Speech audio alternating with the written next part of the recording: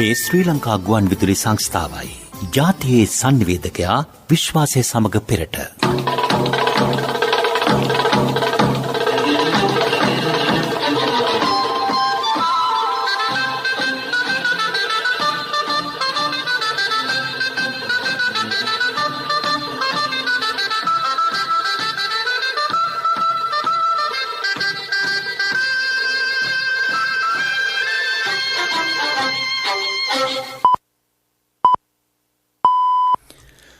වේලාව සවස 6යි. මේ ශ්‍රී ලංකා ගුවන් විදුලි සංස්ථාවයි. මෙන්න ප්‍රවෘත්ති සංස්කරණය සම්පත් විලේගොඩ ප්‍රකාශය ටීඩීකේ ජයන්ත. කාබනික පොර භාවිතය පිළිබඳ ප්‍රතිපත්තියේ කිසිදු වෙනසක් නැතැයි රජය අවධාරණය කරයි. ගම සමග පිළිසඳර සංවර්ධන ව්‍යාපෘති පිළිබඳ දිස්ත්‍රික් ප්‍රගති සමාලෝචන රැස්වීම් ආරම්භයි. නව බස් රථ 600ක් ආනයනය කෙරේ. තරුණ ව්‍යවසායකන්ට ඉඩම් ලබා දීමේ වැඩසටහනක්. පරිසර දූෂණය වන ලෙස ක්‍රියා කරන පළාත් පාලන රාජ්‍ය හා පෞද්ගලික ආයතනවලට නඩු. පාලන මිලට වැඩියෙන් සහල් අලෙවි කරන්නන්ට පනවන දඩය රුපියල් ලක්ෂය දක්වා වැඩි කෙරේ. කොරෝනා ආසාදිත දරුවන්ගේ රෝග ලක්ෂණ දින 6කට පසුව පහව යන බව බ්‍රිතාන්‍ය අධ්‍යයනයකින් හෙළිවෙයි. ඔලිම්පික් තරගාවලියේ පදක්කම් සටහනේ චීනය පෙරමුණට. දේශීය කෘෂිකර්මාන්තය සඳහා කාබනික පොහොර පමණක් භාවිත කළ යුතු බවට වන ජනාධිපතිතුමාගේ ප්‍රතිපත්ති තීරණයේ කිසිදු වෙනස්කමක් සිදු කර නැතැයි රජය අවධාරණය කරයි. ඉදිරියේදීද එම තීරණය වෙනස් නොකෙරේ. දේශීය කෘෂිකර්මය සඳහා රසායනික පොහොර ආනයනය කිරීමටද කිසිදු අවසරයක් ලබා දී නොමැත. ස්වාභාවික කනිජ හා කිලේටඩ් අංශු මාත්‍ර ශාක පෝෂක යොදා ගනිමින් සැකසූ ශාක පෝෂක ආනයනය කිරීම සඳහා වූ යෝජනාවට අමාත්‍ය මණ්ඩලයේ අනුමැතිය ලබා දී තිබේ. කෘෂිකර්මාන්තය සඳහා භාවිත කළ හැකි පොහොර වන්නේ අන්තර්ජාතික කාබනික පොහොර ප්‍රමිතිවලට අනුකූල අනුමැතිය ලබා දී ඇති කාබනික පොහොර පමණි.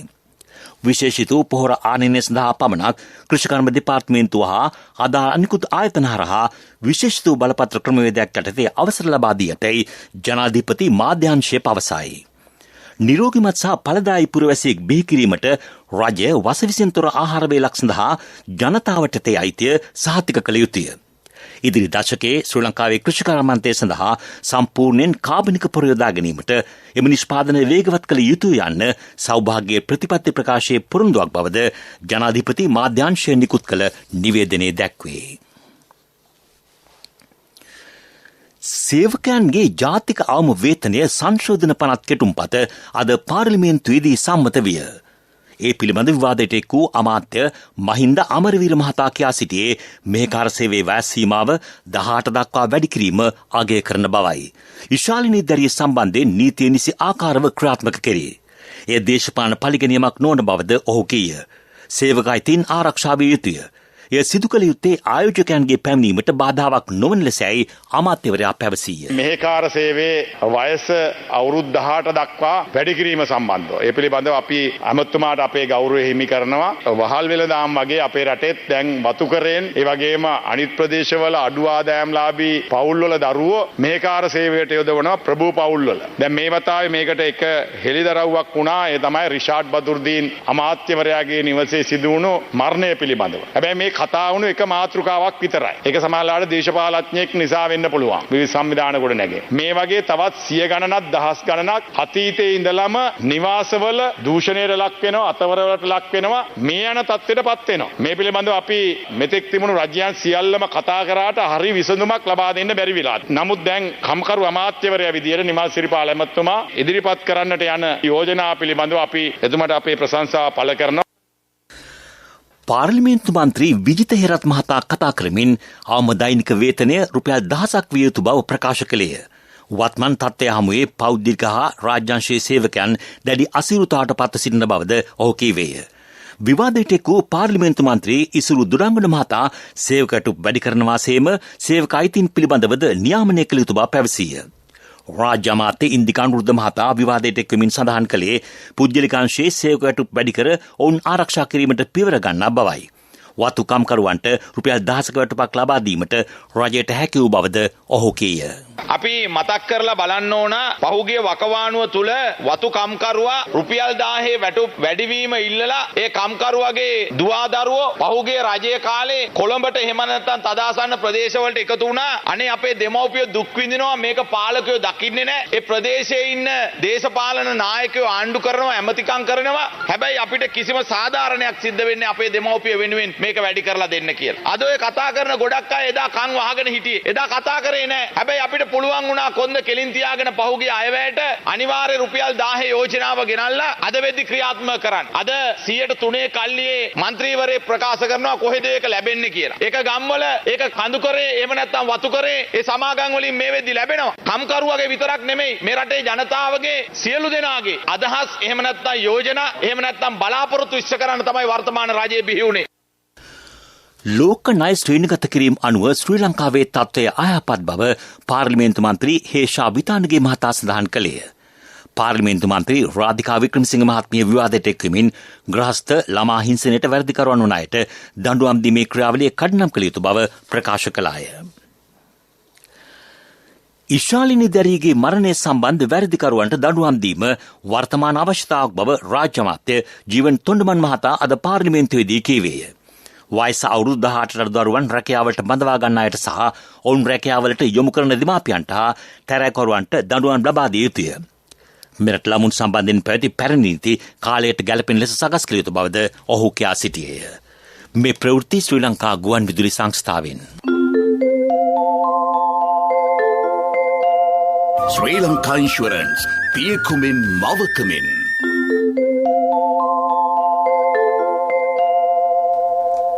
ගම සමග පිළිසඳර වැඩස්ටාන් මාලාවේ සංවර්ධන ව්‍යාපෘති පිළිබඳ දිස්ත්‍රික් ප්‍රගති සමාලෝචන රැස්වීම ආරම්භේ.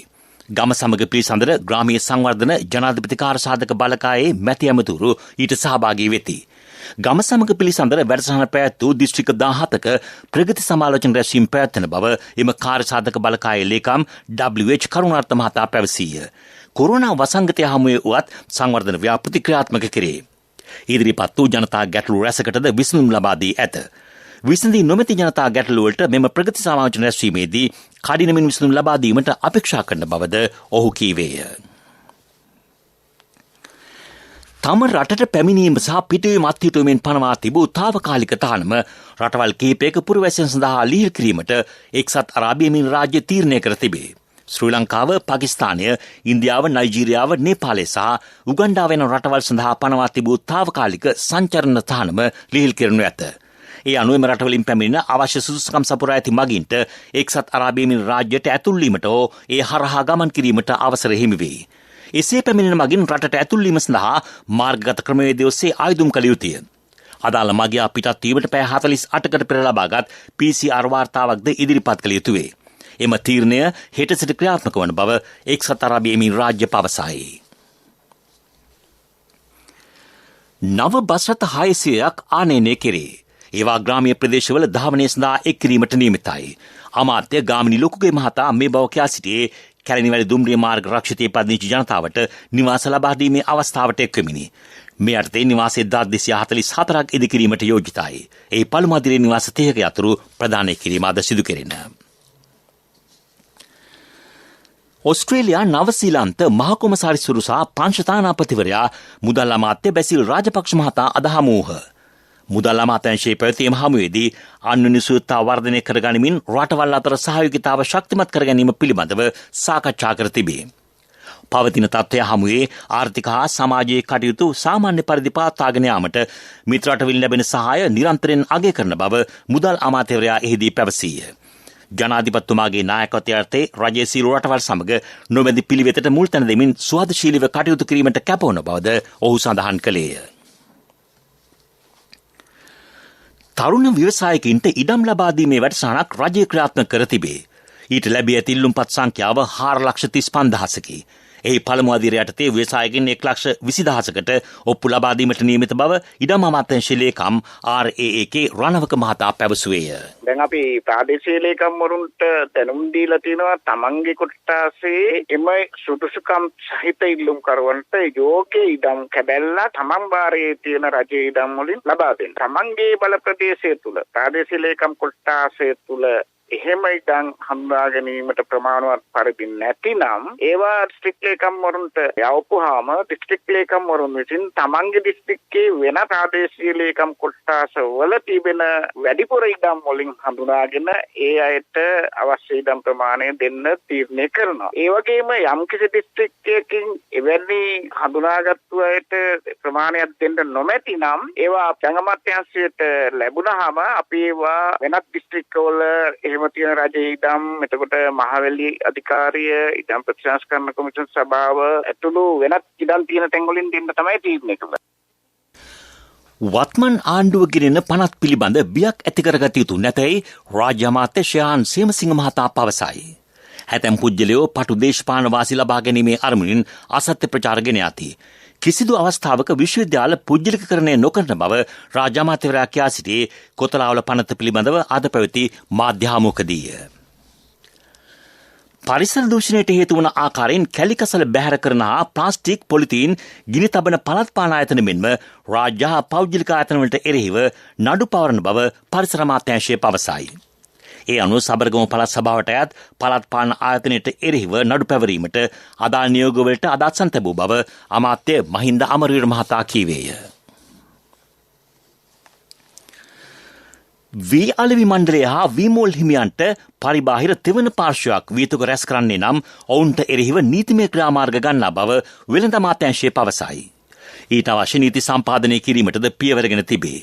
පාරිභෝගිකයන්ගේ සහ ගොවින්ගේ යහපත වෙනුවෙන් මෙම ක්‍රියාමාර්ග ගන්නා බව අමාත්‍ය බන්දුල ගුණවර්ධන මහතා කියා සිටියේ කොළඹ අද පැවති මාධ්‍ය හමුවකදීය.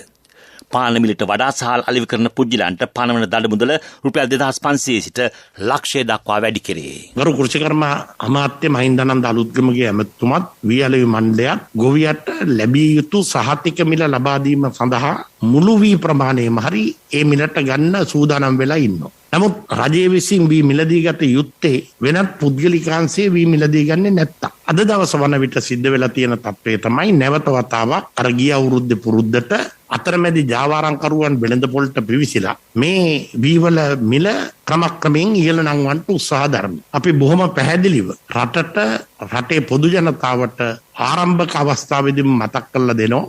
එනිසා ඕනේ මිලකට සහල් ගත්තට කමන්නේ රජය නියම කරන උපරිම සිල්ලර මිලට වඩා අඩුවෙන් තමයි ඒක විකුණන්න පුළුවන්කම ලැබෙන්නේ. නීතිය අකුරටම ක්‍රියාත්මක කිරීමේ කටයුත්ත අපි ඉෂ්ට කරනවා.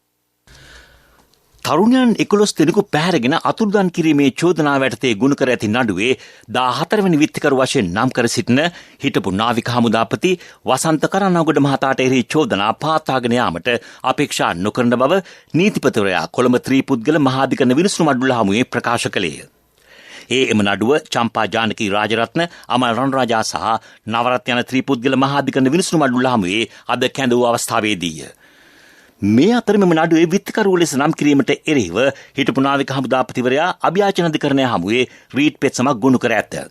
ඒ අනුව චෝදනා විභාග කිරීම වළක්වාලමින් අභියාචන අධිකරණය තහනම් නියෝගයක් නිකුත් කර ඇතැයි නීතිපතිවරයා පෙනුවෙන් පෙනී සිටි ජ්‍යෙෂ්ඨ නීතිඥවරයා අධිකරණය හමුවේ පැවසීය.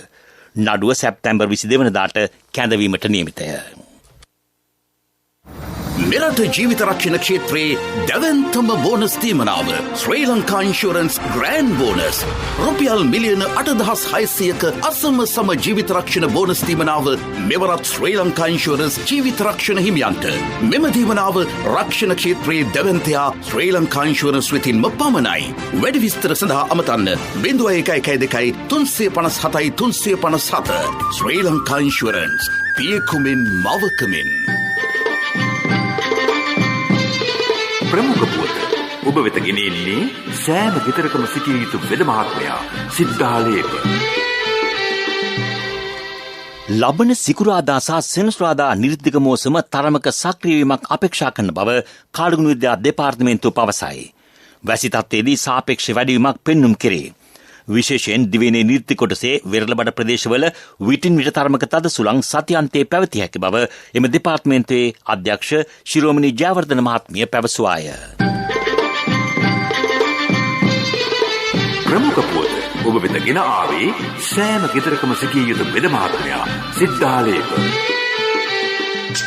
ශක්ති හඬ අවධානය පිණිසයි. ආසන සංඛ්‍යාව ඉක්මවා මගින් රැගෙන යන බස් රථ රියදුරන් හා කොන්දොස්තරවරුන් අත්අඩංගුවටගෙන නීතිමය ක්‍රියාමාර්ග ගන්නා බව රජය පවසයි. ඒ අනුව සියලු බස් රථ සෝදිසි කෙරේ. නිරෝධායන නීතිවලට අනුව මගින් ප්‍රවාහනය කිරීම සම්බන්ධයෙන් බස් රථ හිමියන් සහ රියදුරන් දැනුවත් කර තිබේ. ජනතාවගෙන් ලැබුණු පැමිණිලි සැලකිල්ලටගෙන රජය මෙම පියවරගෙන ඇත. විදෙස් පුවත්.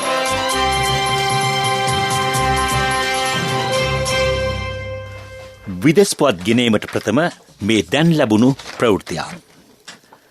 කොටුව ජනාධිපති ලේකම් කාර්යාලය අසල නොසන්සුන්කාරී ලෙස හැසිරුණු පුද්ගලයන් 42 දෙනෙකු අත්අඩංගුවටගත් බව පොලිස් මාධ්‍ය ප්‍රකාශක ජ්‍යෙෂ්ඨ නියෝජ්‍ය පොලිස්පති අජිත් රෝහණ මහතා පවසයි. ඒ අතරින් 3 දෙනෙක් කාන්තාවෝ වෙති. නීති විරෝධී රැස්වීමක සමාජිකයන් වීම, ප්‍රධාන මාර්ගයක් අවහිර කිරීම, නිරෝධායන නීතිවලට පටහැනිව කටයුතු කිරීම මොවුන්ට එරෙහිව චෝදනා වේ. ගුරුවැටු ප්‍රශ්නතාවලට විසඳුම් ඉල්ලා රජයට බල කරමින් ගුරු විදුහල්පති වෘත්තීය සමිති ක්‍රියාමාර්ග කීපයක් ඔස්සේ රථ පෙළපාලියකින් අද කොළඹ නගරය වෙත පැමිණියේය. දැන් විදෙස් පුවත්. කොවිඩ් ප්‍රතිශක්තිකරණය එන්නත් මාත්‍රා 2ම ලබාගත් පුද්ගලයන්ට වෛරස් ආසාදනය වීමේ ප්‍රවණතාව 60% දක්වා අඩුවන බව බ්‍රිතාන්‍යයේ අධ්‍යයනයකින් හෙළිවේ. ලන්ඩනයේ ඉම්පීරියල් කොලෙජි පර්යේෂකයන් පවසන්නේ ඩෙල්ටා වැනි කොරෝනා වෛරස් ප්‍රභේදවලින් ආරක්ෂා වීමට එන්නත් කරණය අතිශය වැදගත් වන බවයි. වෛරසයෙන් ආරක්ෂා වීමටත් ඉහළ සංකූලතාවලට පත්වීමේ අගය 60%කින් පමණ අඩු කිරීමටත් එන්නත් ඉවහල් වන බව එම පර්යේෂකයෝ පවසති. ඔවුන් පෙන්වා දෙන්නේ ගෝලීය ප්‍රජාව කුමන හෝ එන්නතක සම්පූර්ණ මාත්‍රා ලබා ගනිමින් කොරෝනා මර්ධනයට දායක විය යුතු බවයි. මේ අතර ලැන්සෙට් සංග්‍රහයේ පළමු බ්‍රිතාන්‍ය අධ්‍යයනයකට අනුව කොරෝනා ආසාදිත දරුවන්ගේ රෝග ලක්ෂණ දින 6කට පසුව පහව යන බව අනාවරණ වී තිබේ. සති 4ක්ම රෝග ලක්ෂණ පෙන්වන දරුවන් හඳුනාගෙන ඇත්තේ 5%කට අඩු තරම් ප්‍රමාණයකිනි. අධ්‍යයනයේ ස්නා වයස 5-17 අතර වයස් කාණ්ඩ ලැබල ලයිමින් 2,50,000කට වැඩි පිරිසක් යොදාගෙන ඇත. ඇෆ්ගනිස්තානයේ යුද ගැටුම් උග්‍රවීමත් සමග එරට විශාල පිරිසකට උන් හිටිතැන් අහිමි වී ඇතැයි විදේශ මාධ්‍ය පවසයි. දකුණු ඇෆ්ගනිස්තානයේ උස්කාර්ගී පදිංචිකරුවෝ ජීවිත ආරක්ෂාව පතා පලා යමින් සිටිති. තාලිබාන් සංවිධානය සහ රජයේ හමුදා අතර සටන් උග්‍ර වී ඇති අතර මියගේ සාමාන්‍ය වැසියන් රැසකගේ සිරුරු ප්‍රදේශයේ දක්නට ලැබෙන බවද ඔවුහු පවසති. නිවෙස් අතහැර පලා යන ජනතාව හෙල්මන් ගඟාසල පදිංචිව සිටින බවට BBC පුවත් සේවය වාර්තා කරයි. තිරසර සංවර්ධනයක පුවත් සම්පින්ඩනය සංවර්ධන පුවත් ඔබ වෙත ගෙනෙන්නේ නවීන තාක්ෂණයේ බලමහිමය මෙල්වා QST අපේ රටේ අපේම දෙයක්. බෝධින් මොහොත ලක්ෂ ගණනින් වාසනාවන්තයින් මේ කරන CAV ජනජය වාසනාව ආරම්භුණා. අගෝස්තු 15 දක්වා ඔබේ විල්පතට 140ක් දක්වා වටම්. මාසික දිනුම් මැදීමෙන් රුපියල් 3000කට වැඩි විල්පත් සඳහා වටිනා අත්‍රැක්ටර් දිනා ගන්න. පළාත් මාර්ග සංවර්ධන ව්‍යාපෘති 42ක් ක්‍රියාත්මක කෙරේ. ඊට වැය කරන මුදල රුපියල් ලක්ෂ 5240කි. රත්ගම බලපිටිය බෙන්තර සහ ගාල යන ප්‍රාදේශීයකම් කොටස්වල ඒවා ක්‍රියාත්මකයි. එම මාර්ග කාපට් අතුරා සංවර්ධනය කෙරෙනු ඇත. මාර්ග සංවර්ධන අධිකාරිය ව්‍යාපෘති ක්‍රියාත්මක කරන අතර එහි අරමුණ වන්නේ නිෂ්පාදන දිරිගැන්වීම සහ ග්‍රාමීය ප්‍රවාහන දියුණුව කාර්යක්ෂම කිරීමයි. තිරසර සංවර්ධනයක පුවත් සම්පින්ඩනය සංවර්ධන පුවත් ඔබ වෙත ගෙන ආවේ. මහත්තයා ගේ හදනවනේ. ඔව් මුදලාලි. මම මේ ආවෙත් හොඳ කම්බි ටිකක් ගන්න කියලා. මම දෙන්නම් මහත්තයාට ඉස්තරම්ම කම්බි ජාතිය. මට ඕන මුදලාලි මෙල්වා කම්බි. මෙල්වම තමයි මහත්තයා මේ අලුත්ම මෙල්වා QST කම්බි. ලෝකේ දියුණු රටවල් ඔක්කොම පාවිච්චි කරන්නේ QST කම්බි. මට මුදලාලි මිලිමීටර් 16 කම්බි වලින් දෙන්නකෝ. බය වෙන්න එපා මහත්තයා. මිලිමීටර් 10 ඉඳලා 32 වෙනකල්ම SLS සහතිකෙත් තියෙනවා. අනික ඕන හાર્ඩ්වෙයාර් එකකින් ගන්නත් පුළුවන්. නවීන තාක්ෂණයේ බලමහිමය මෙල්වා QST අපේ රටේ අපේම දෙයක්. බෝධින් මොහොත ලක්ෂ ගණනින් වාසනාවන්තයින් මේ කරන CAV ජනජය වාසනාව ආරම්භුණා. අගෝස්තු 15 දක්වා ඔබේ විල්පතට 140ක් දක්වා වටම්. මාසික දිනුම් මැදීමෙන් රුපියල් 3000කට වැඩි විල්පත් සඳහා වටිනා අත්‍රැක්ටර් දිනා ගන්න. ක්‍රීඩා පුවත්. ටෝකියෝ ඔලිම්පික් තරගාවලියේ පදක්කම් සටහනේ පෙරමුණ ගැනීමට චීනය සමත් වෙයි. චීනය ලබා ඇති රණ පදක්කම් සංඛ්‍යාව 32කි. දෙවනි ස්ථානට පැමිණ ඇත්තේ රණ පදක්කම් 25ක් ලබා ඇති ඇමරිකා එක්සත් ජනපදයයි. රණ පදක්කම් 20ක් ලබාගත් ජපානයේ තෙවනි ස්ථානයේ පසුවේ. එසේ උද සමස්ත පදක්කම් සටහනේ පෙරමුණ ගෙන ඇත්තේ ඇමරිකාවයි. ඒ මුළු පදක්කම් 77ක් ලබා ගනිමිනි.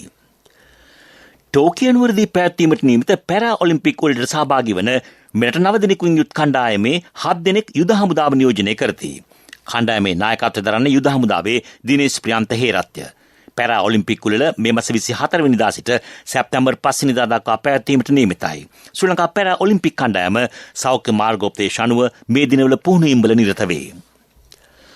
ශ්‍රී ලංකාවේ වනිදු හසරංග අන්තර්ජාතික ක්‍රිකට් කවුන්සිලේ 2020 නවතම පන්දු යවන්නන්ගේ ශ්‍රේණිගත කිරීම්වල දෙවනි ස්ථානයේ තවදුරටත් නැදී සිටී. අංක 1 පසුවන දකුණු අප්‍රිකානු ක්‍රීඩක ටබ් රේජ් සෙම්ෂිට වඩා ලකුණු 28ක් පසුපසින් ඔහු රැඳී සිටී. ව්‍යාපාරික පුවත් ඔබ වෙත ගෙන එන්නේ ජාතික ඉතිරි කිරීමේ බැංකුවෙන් ඔබ වෙත ගෙන එන සියල් සපිරි ඇප් එක NSB Pay. අපනයන ආශ්‍රිත දීවර නිෂ්පාදන පුළුල් කෙරේ. වැඩසටහනේ පළමු අධීර සඳහා රුපියල් කෝටි 3ක මුදලක් යොදන බව රාජ්‍ය අමාත්‍ය කාංචන ජයසේකර මහතා පවසයි. පොලි රහිත ණය මුදලක්ද සැපෙන බව රාජ්‍ය අමාත්‍ය කාංචන විජේසේකර මහතා ප්‍රකාශ කළේය. ඊට අවශ්‍ය මුදල් රාජ්‍ය මගින් නිෂ්පාදකයන්ට ලබා දෙයි. එමගින් පවුල් 1200කට පමණ සෙත සැලසේ.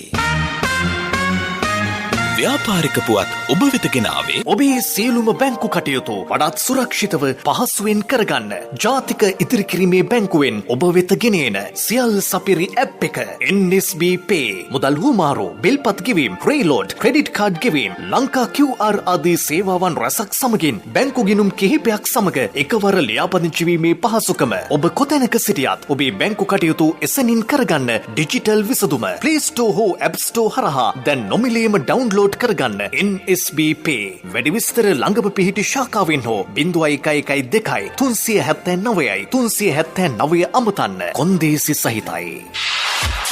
ආර්ථික පුවත් ආවරණය යුතුයකම් වගකීම් එක්ක සල්ලි ඉතුරු කරන්න ලේසි නෑ. ඔබේ ස්ථාවර තැන්පතට ආකර්ෂණීය පොලියක් හා ආරක්ෂාවක් දෙන්න අපි පොරොන්දු වෙන්නේ ඒකයි. LOLC Finance ස්ථාවර තැන්පතු ඉතිරිය උතුරන්න. 2001 දෙසැම්බර් 13 වෙනි දින නීතිගත කරන ලද LOLC Finance PLC ICRA Lanka limited වෙතින් SLA ස්ථාවර ශ්‍රේණිය ලබා ඇත. 2011 අංක 42 දරන මුදල් ව්‍යාපාර පනත යටතේ ශ්‍රී ලංකා මහා බැංකුවේ මුදල් මණ්ඩලය වෙතින් බලපත්‍රලාභී මුදල් සමාගමකි. ගත වූ වසරේදී පොස්පේට් සමාගම රුපියල් කෝටි 750ක වාර්තාගත ආදායමක් උපයා තිබේ. එම වසරේදී සමාගම පොහොර මෙට්‍රික් ටොන් 64000ක් නිෂ්පාදනය කර තිබේ.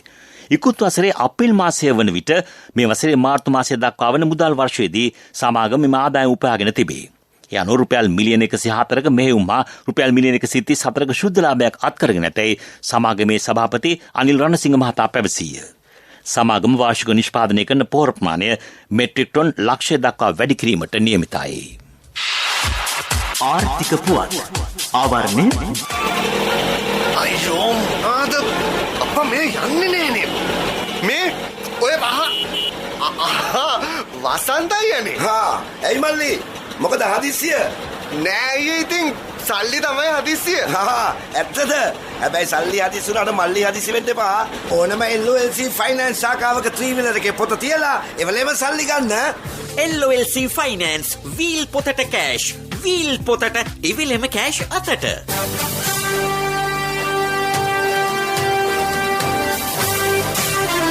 කාලගුණ වාර්තාව ඔබ වෙත ගෙන එන්නේ සයුරු දීවර කාලගුණ තොරතුරු සේවාව.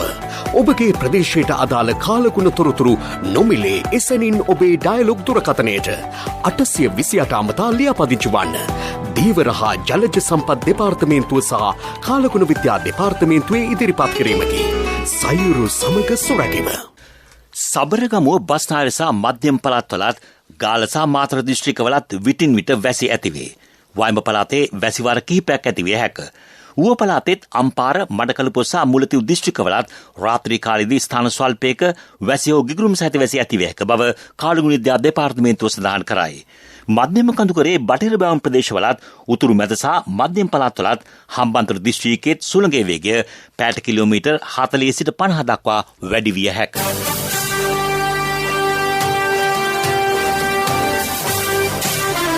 කාලගුණ වාර්තාව ඔබ වෙත ගෙන ආවේ සයුරු දීවර කාලගුණ තොරතුරු සේවාව. ඔබගේ ප්‍රදේශයට අදාළ කාලගුණ තොරතුරු නොමිලේ එසැනින් ඔබේ ඩයලොග් දුරකථනයට 828 අමතා ලියාපදිංචි වන්න. දීවර හා ජලජ සම්පත් දෙපාර්තමේන්තුව සහ කාලගුණ විද්‍යා දෙපාර්තමේන්තුවේ ඉදිරිපත් කිරීමකි. සයුරු සමග සොරැකීම.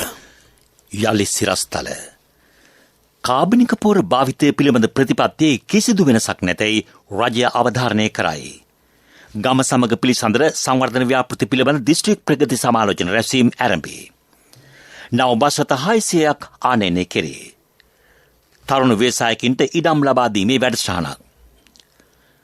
පරිසර දූෂණය වන ලෙස ක්‍රියා කරන පළාත් පාලන රාජ්‍ය හා පෞද්ගලික ආයතනවලට නඩු. පාලන මිලට වැඩියෙන් සහල් අලෙවි කරන්නන්ට පනවන දඩය රුපියල් ලක්ෂය දක්වා වැඩි කෙරේ. කොරෝනා ආසාදිත දරුවන්ගේ රෝග ලක්ෂණ දින 6කට පසුව පහව යන බව බ්‍රිතාන්‍ය අධ්‍යයනයකින් හෙළිවේ. ඔලිම්පික් තරගාවලියේ පදක්කම් සටහනේ චීනය පෙරමුණට.